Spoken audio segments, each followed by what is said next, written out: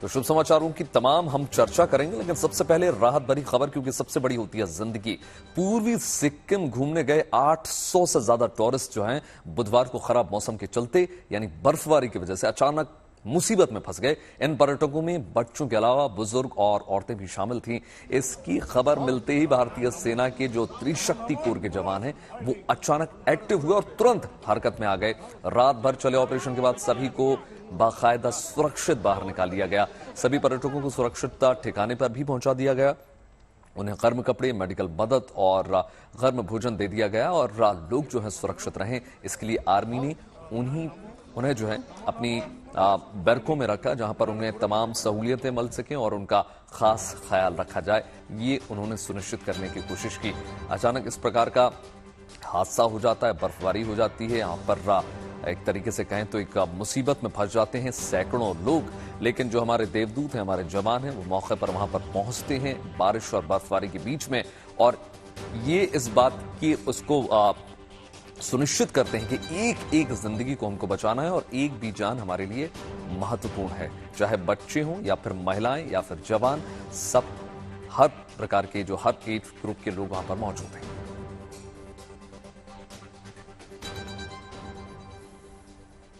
और आइए अब आपको दिखा देते हैं वो 3 तस्वीरें जिससे रेस्क्यू ऑपरेशन की जो पूरी कहानी है उसको समझा जा सकता है। देखिए, दरअसल ये पर्यटक जिस इलाके में मौजूद थे वहां मौसम ने अचानक करवट ले ली। कुछ महीने पहले यहां पर आए फ्लैश फ्लड के बाद कुछ दिन पहले यहां के आने के लिए पर्यटकों की जो है उनको परमिशन दी गई है, परमिट दिया गया है। लेकिन जैसे ही ये पर्यटक इस इलाके में पहुंचे मौसम फिर से बिगड़ गया। गनीमत ये रही कि सेना के जवान मौके पर मौजूद थे और सभी को बाकायदा सुरक्षित बाहर निकाल लिया गया। 3 तस्वीरें देख लीजिए। पहली तस्वीर से आपको इस बात का अनुमान लग जाएगा कि कितनी जबरदस्त बर्फबारी हो रही है, सिर्फ सफेदी आपको नजर आएगी।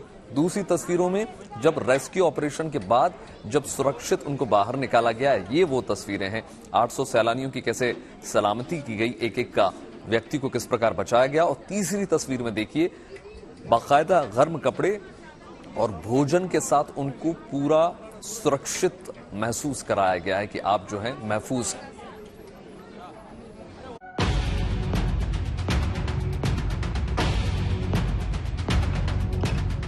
भारी हिमपात के कारण सफेद पूर्वी सिक्किम की ये वादियां सैलानियों को अपनी ओर आकर्षित तो कर रही हैं, लेकिन ऐसे हालात में इन इलाकों में सैर करना आसान भी नहीं है। ऐसे में इन इलाकों में हद से ज्यादा बर्फबारी और माइनस तापमान में कड़ाके की ठंड के बीच तैनात सेना के जवान हर पल मुस्तैद हैं और उन लोगों के मददगार बन रहे हैं जो सफर में संकट का सामना कर रहे हैं। दरअसल बर्फ से ढका सिक्किम का ये इलाका सैलानियों का पसंदीदा है। ये तस्वीरें इसकी गवाह हैं। हालांकि सर्दियों में यहाँ मौसम के मिजाज का कुछ पता नहीं, लिहाजा बर्फ में सैर के शौकीन लोगों को इन इलाकों में जरा सी असुविधा बड़ी मुसीबत में डाल सकती है। बुधवार को पूर्वी सिक्किम में जोरदार बर्फबारी और खराब मौसम के कारण 800 से ज्यादा सैलानी रास्ते में ही फंस गए। ऐसे में सेना की त्रिशक्ति कोर के जवान इनके लिए देवदूत बनकर आए। सेना के जवानों ने सैलानियों को संकट से बचाकर निकाला और सुरक्षित जगहों पर पहुंचाया। सैलानियों में महिलाएं, बच्चे और कुछ बुजुर्ग भी थे। सेना की त्रिशक्ति कोर ने सैलानियों के ठहरने का इंतजाम किया, इन्हें गर्म कपड़े दिए और इनके खाने पीने और मेडिकल सहायता की भी व्यवस्था की। चीन से सटे इन सरहदी इलाकों में तैनात सेना के जवान लगातार पूरे इलाके में चौकसी बरत रहे हैं। ये जवान सरहद की निगरानी के साथ साथ जहां तहां फंसे सैलानियों की भी मदद कर रहे हैं। सूर्याग्नि रॉय के साथ bureau report, good news today.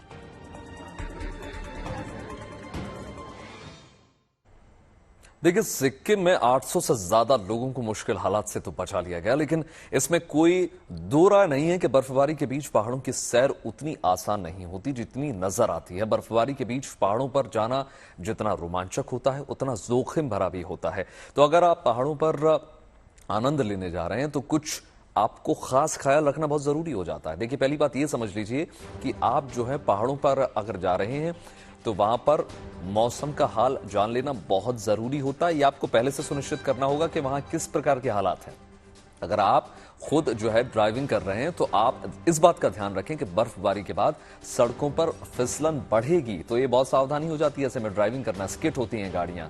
बर्फबारी में पहाड़ों पर कई रास्तों को जो है बंद कर दिया जाता है और डाइवर्ट कर दिया जाता है आपही की सुरक्षा के लिए। तो आपको यह भी पता होना चाहिए कि कौन सा रूट डाइवर्ट कर दिया गया और किस रास्ते से आपको बिल्कुल नहीं जाना है। बर्फबारी में सड़कों पर गाड़ी जो है फिसलती है, ऐसे में अनुभव का होना बहुत जरूरी है। ऐसा नहीं कि आप बिल्कुल नए नवेले ड्राइवर हैं लेकिन आप जो है इस प्रकार का जोखिम ले रहे हैं। देखिए, कुदरत अपने तेवर दिखा रही है लगातार। मौसम का बर्फीला मिजाज कहीं लोगों का दिन बना रहा है तो कहीं ये मुसीबत का सबब बन रहा है। मगर ऊंचे ऊंचे पहाड़ों पर जमीन जो सफेद चादर नजर आ रही है, वहां चोटियों तक आपको इसी प्रकार का मंजर देखने को मिलेगा और कुदरत का ये खूबसूरत नजारा जो है सैलानियों को खूब भा भी रहा है।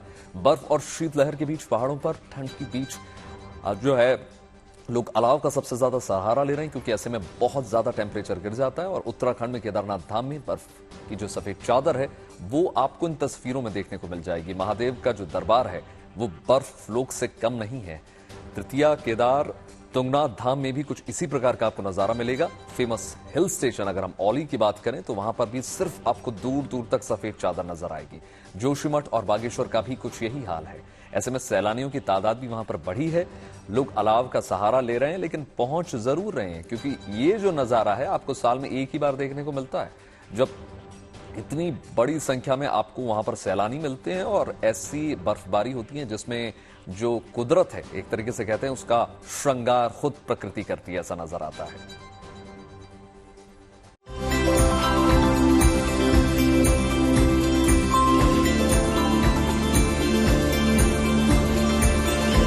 उत्तराखंड की ये खूबसूरत वादियां, पहाड़ों पर कुदरत का बर्फीला श्रृंगार। देवभूमि उत्तराखंड की वादियां इन दिनों चमक उठी है। ऊंचे ऊंचे पहाड़ों को आसमान से गिरती बर्फ की फाहों ने अपनी गिरफ्त में ले लिया है, जिससे वादियों का मनमोहक नजारा देखते ही बन रहा है। मानो औली की इन खूबसूरत पहाड़ियों पर सफेद मखमली बर्फीली चादर बिछ गई हो। औली में बर्फबारी के बाद मौसम सुहावना हो गया है। चारों तरफ बर्फ ने डेरा डाल रखा है। कुछ जगहों पर करीब 1 फीट तक बर्फ की मोटी परत जमी हुई है। वहीं बर्फ से ढकी इन पहाड़ियों पर चटक धूप पड़ी तो पूरा इलाका चांदी की तरह चमकीला नजर आने लगा।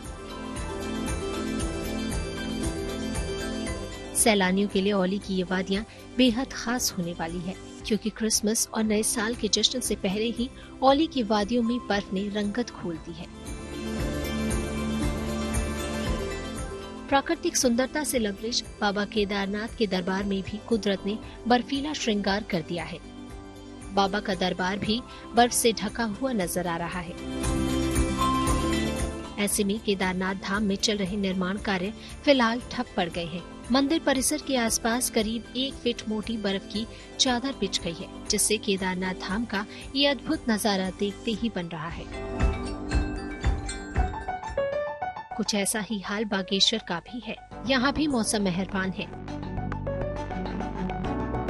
कपकोट के ऊंचाई वाले इलाकों में हुई बर्फबारी से आसपास के इलाकों में शीतलहर का दौर शुरू हो गया है और कुछ जगहों पर रुक रुक कर बारिश भी हो रही है। आलम यह है कि बागेश्वर में सड़कों पर बारिश का पानी भी अब बर्फ में तब्दील होने लगा है। पहाड़ों पर हुई बर्फबारी का असर अब जोशीमठ में भी दिखने लगा है। यहाँ बर्फीली हवाओं के बाद अब कड़ाके की सर्दी पड़ने लगी है और तापमान करीब -10 डिग्री तक पहुँच गया है। ऐसे में बाजारों में अब सर्दियों के कपड़े की डिमांड भी बढ़ गई है और कड़ाके की सर्दी से बचाव के लिए यहाँ लोग अब अलाव का सहारा ले रहे हैं। शीतलहर को देखते हुए जो बारिश और हिमपात हुआ ओली में और ये पहाड़ों पे चारों तरफ जो है हिमपात हुआ, उसको देखते हुए जो है जिलाधिकारी महोदय के निर्देशन के अनुसार जो है आज से नगर के विभिन्न क्षेत्रों में जो है अलाव की व्यवस्था कर दी गई। जाहिर है उत्तराखंड, हिमाचल प्रदेश और जम्मू कश्मीर में हो रही बर्फबारी से वादियां गुलजार हो गई हैं और अब इसका असर उत्तर भारत के राज्यों में भी दिखने लगा है। माना जा रहा है कि अगले कुछ दिनों में मैदानी इलाकों में कड़ाके की सर्दी की शुरुआत होने वाली है। जोशीमठ से कमल नयन सिलोड़ी, बागेश्वर से जगदीश पांडे के साथ रुद्रप्रयाग से Praveen Semwal, good news today.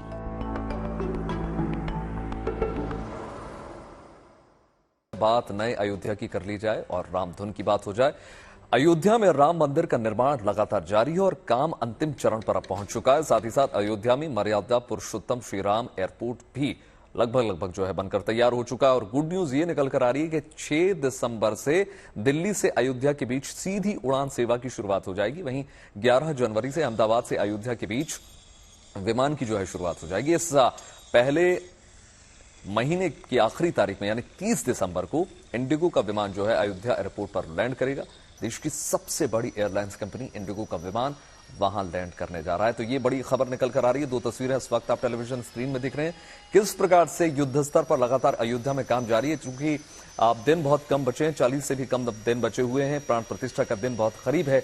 जनवरी से तो युद्ध स्तर पर और ज्यादा रफ्तार आपको देखने को मिलेगी। ऐसे में इंटरनेशनल एयरपोर्ट का तैयार होना सबसे ज्यादा जरूरी हो जाता है, क्योंकि सैलानियों के पहुंचने का सिलसिला जारी हो जाएगा। तो देखिए, अयोध्या में भगवान श्री राम के मंदिर के साथ एयरपोर्ट भी बनकर अब तैयार हो चुका है। देश की सबसे बड़ी एयरलाइंस कंपनी इंडिगो इस वक्त है जो है एयरपोर्ट पर सबसे पहले अपना विमान उतारेगी। आपको बता दें, सिलसिलेवार तरीके से समझ लीजिए, कंपनी जो है इसी महीने के आखिर में 30 दिसंबर से विमान की शुरुआत करने जा रही है।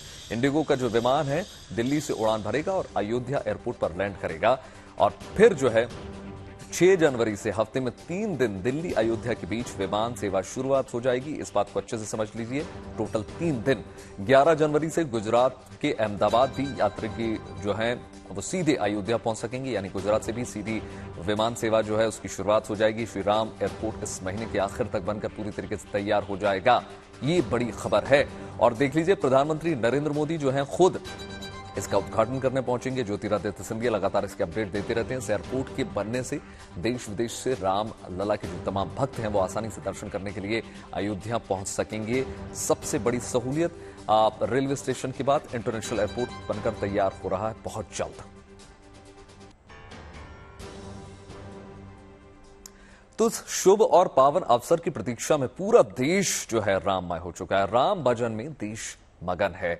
देश भर में जहां उत्साह है, वहीं कलाकार जो हैं, गायक भी अपने सुरों के जरिए राम जी का ये स्वागत करते हुए नजर आ रहे हैं। लखनऊ में भी गोमती किनारे महाबली हनुमान मंदिर, हनुमंत धाम में युवाओं की टोली राम भजन करने में लगातार लगी हुई। देखिए,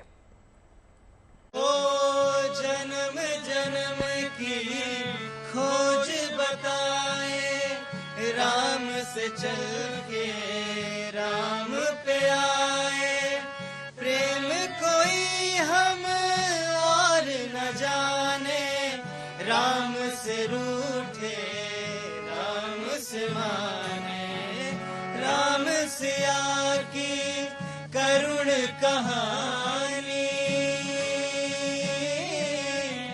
एक है चंदन एक है पानी। जय सिया राम, राम सिया राम। इस समय अयोध्या में भव्य और दिव्य मंदिर का निर्माण हो रहा है और राम के अनन्य भक्त उसकी प्रतीक्षा कर रहे हैं। लेकिन इस बीच कुछ लोग ऐसे हैं जो सुरों के जरिए से, संगीत के जरिए राम के प्रति अपनी आस्था व्यक्त कर रहे हैं। हम हैं लखनऊ के हनुमंत धाम में। श्री राम के अनन्य भक्त महाबली हनुमान का ये धाम है, हनुमंत धाम, गोमती किनारे। और यहाँ पर हम देख रहे हैं कि ये जो युवा हैं ये गा रहे हैं और राम को एक तरह से स्मरण कर रहे हैं। वैसे तो ये रॉक बैंड है, लेकिन आज हम देख रहे हैं कि ये युवा राम का नाम ले रहे हैं। जन्म जन्म की खोज बताए, राम से चल के राम पे आए, प्रेम कोई हम और न जाने, राम से रूठे राम से माने, राम सिया की करुण कहानी, एक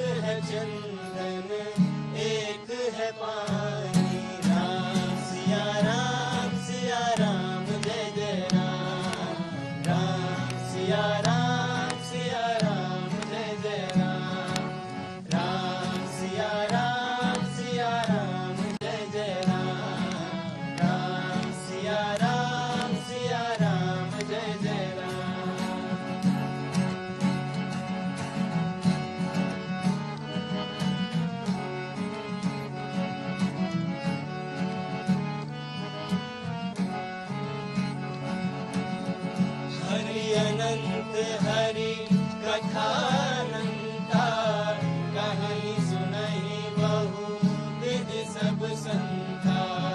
हरि अनंत हरि कथा अनंता, कहीं सुनहि बहु विधि सब संता। राम रतन धन जो कोई पाए, जीवन भर रामायण गाए। मंगल भवन अमंगल हारी, द्रवहु सुदशरथ अजर बिहारी। राम सिया राम, जय जय राम। हर चिंता दूर हो जाती है जब प्रभु श्री राम का आशीर्वाद मिलता है। राम के प्रति लोगों में आस्था है। असंख्य जनमानस के आराध्य प्रभु श्री राम अपने भव्य और दिव्य मंदिर में विराजमान होने वाले हैं, लेकिन उससे पहले पूरा देश राममय हो गया है। और लखनऊ में भी हम बिल्कुल यही बात देख रहे हैं, जहां सुरों के जरिए श्री राम का स्मरण किया जा रहा है, सीताराम का स्मरण किया जा रहा है। वीडियो जर्नलिस्ट गौरव गुप्ता के साथ शिल्पी सेन, लखनऊ। मध्य प्रदेश के नए मुख्यमंत्री मोहन यादव ने एक दिन पहले उज्जैन पहुंचकर बाबा महाकाल के दरबार में पूजा अर्चना तो कर ली, लेकिन मोहन यादव के मुख्यमंत्री बनते ही मिथक और परंपरा से जुड़ा एक बड़ा सवाल खड़ा हो गया है। वो क्या है, देखिए।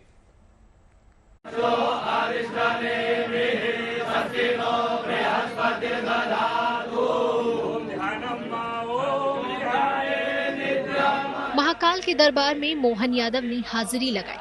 मध्य प्रदेश के मुख्यमंत्री के रूप में शपथ लेने के बाद मोहन यादव भोपाल से सीधे उज्जैन पहुंचे। नए सीएम ने बाबा महाकाल के दर्शन किए और विधि विधान से सबसे पहले उनकी पूजा अर्चना की और आशीर्वाद लिया। मोहन यादव उज्जैन दक्षिण सीट से विधायक भी हैं और अब मध्य प्रदेश के 19वें मुख्यमंत्री बने हैं। तो बाबा महाकाल के दरबार में आकर श्रद्धा और भक्ति से राज्य की खुशहाली के लिए प्रार्थना करना लाजमी ही था। उन्होंने यही कामना की कि सरकार सुचारू रूप से चले और राज्य निरंतर प्रगति के पथ पर आगे बढ़े। तो बाबा का आशीर्वाद लेने आया था और बाबा हम सब पे कृपा करते ही है।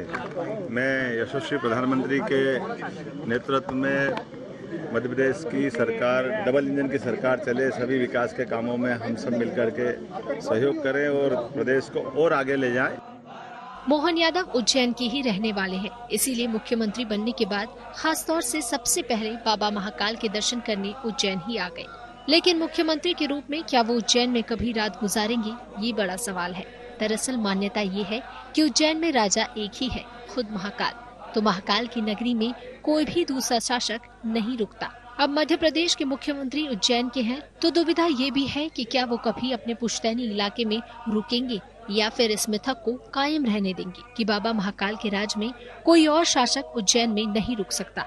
हालांकि इससे पहले बीजेपी के ही नेता और उत्तर प्रदेश के मुख्यमंत्री योगी नोएडा से जुड़ी एक मान्यता तोड़ चुके हैं। लेकिन अब देखना ये होगा कि मोहन यादव परंपरा का पालन करते हैं या कोई नई रीत शुरू करते हैं। संदीप कुलश्रेष्ठ के साथ Ujjain, good news today. Varanasi में काशी विश्वनाथ मंदिर कॉरिडोर को बने 2 साल अब पूरे हो चुके हैं। इस मौके पर वाराणसी के लोग जो हैं जश्न मनाना नहीं भूले। काशी विश्वनाथ के धाम को दियों की रोशनी से जगमग किया गया, देखिए।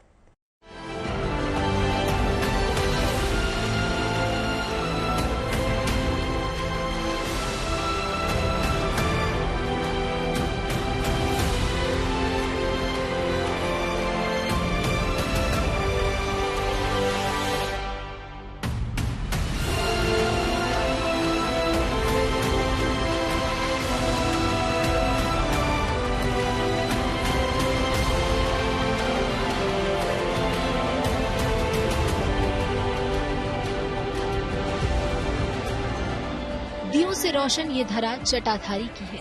ये धाम बाबा विश्वनाथ का है और शहर शिव का है, जहां इन रोशनी का सबब उस उत्साह और आनंद से है जिसने बाबा विश्वनाथ के इस धाम को नया मुकाम दिलाया है। काशी कॉरिडोर के उद्घाटन के 2 बरस बाद आस्था का ये उत्सव दीपोत्सव में बदल गया है। बाबा के इस धाम को सजाया, संवारा और रोशन किया गया है।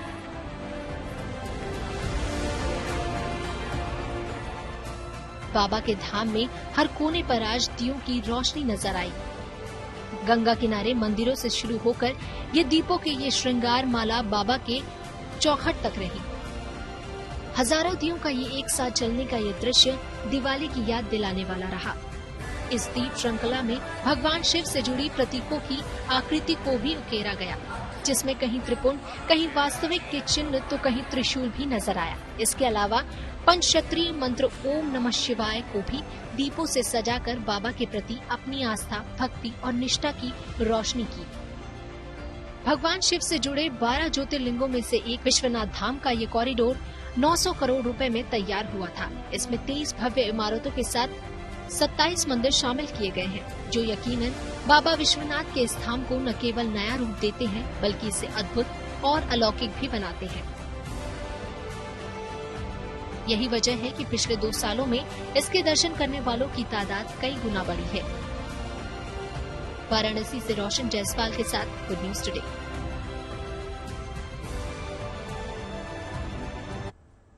और इसी के साथ आपको बता दें, दुनिया भर में क्रिसमस का जश्न जो है अभी से नजर आने लगा है।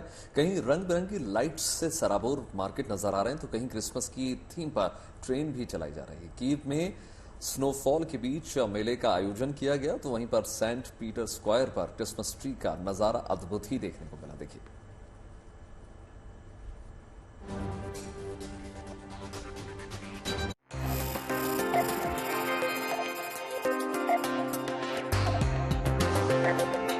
उत्साह, उल्लास और उमंग, दुनिया भर में छाए क्रिसमस के रंग।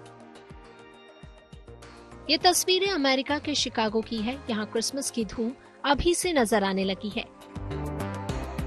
म्यूजियम ऑफ साइंस में क्रिसमस से पहली प्रदर्शनी लगाई गई है, जिसमें 12 देशों की थीम पर अलग अलग क्रिसमस ट्री बनाए गए हैं और उन सभी पर रंग बिरंगी लाइटों से सजावट की गई है, जिसे देखने के लिए बड़ी तादाद में लोग भी पहुंच रहे हैं। साथ ही बच्चों के खेलने, कूदने और मस्ती के भी सारे इंतजाम किए गए हैं। To me, this exhibit is very special because it's not something you would expect a science museum to have, but it actually started during 1942 during the war, where we had communities come to the museum to bring some levity and happiness to the community during that time. Chicago में लोग Christmas के जश्न में डूब गए हैं और इस जश्न को और भी शानदार बनाने के लिए यहाँ फिर से सीटीए हॉलिडे ट्रेन चलाई जा रही है, जिसे पूरी तरह से क्रिसमस की थीम पर सजाया संवारा गया है। ट्रेन के भीतर लोग नाचते गाते नजर आ रहे हैं, तो सेंटा क्लॉज ने बच्चों को गिफ्ट देकर उनकी खुशी दुगनी कर दी। शिकागो में खुशियां बांटने वाली ये स्पेशल ट्रेन पिछले 32 सालों से चलाई जा रही है। सेंट पीटर स्क्वायर का ये मनमोहक नजारा देखते ही बन रहा है। स्क्वायर के बिल्कुल सामने रंग बिरंगी लाइटों से सजावट की गई है। यहाँ चमचमाता क्रिसमस ट्री लोगों के आकर्षण का केंद्र बना हुआ है। खास बात यह है कि इस क्रिसमस ट्री को देवदार की टहनियों से बनाया गया है। यूक्रेन की राजधानी कीव में भी क्रिसमस के रंग जमने लगे हैं। यहाँ स्नोफॉल के बीच भव्य मेले का आयोजन किया गया है, जहाँ रंग बिरंगी लाइटों की सजावट ने मेले की सुंदरता में और भी 4 चांद लगा दिया है। यहाँ बच्चों की सवारी के लिए टॉय ट्रेन भी है और सपनों को उड़ान देने के लिए झूले भी लगाए गए हैं। इसके साथ ही मेले में लोग स्कीइंग करते भी नजर आए। मौज मस्ती का इंतजाम क्रिसमस की अभी बानगी भर है, लेकिन दुनिया भर में अभी से उत्साह नजर आने लगा है। लोग बेसब्री से 25 दिसंबर का इंतजार कर रहे हैं, जब पूरी दुनिया क्रिसमस के जश्न में डूबी होगी। Bureau report, good news today. और आइए आपको लेकर चलते हैं दिल्ली की शान और पहचान कहे जाने वाले लाल किले पर, और वहां की सैर आपको कराते हैं। अगर इन दिनों वहां पर आप जाएंगे तो लाल किले में आपको मिनी इंडिया की झलक जो है साफ तौर पर देखने को मिलेगी। वहां जारी आयोजन में पारंपरिक कला और उनके कलाकारों को जो उनकी प्रतिभा है वो आपको देखने को मिलेगी। देखिए,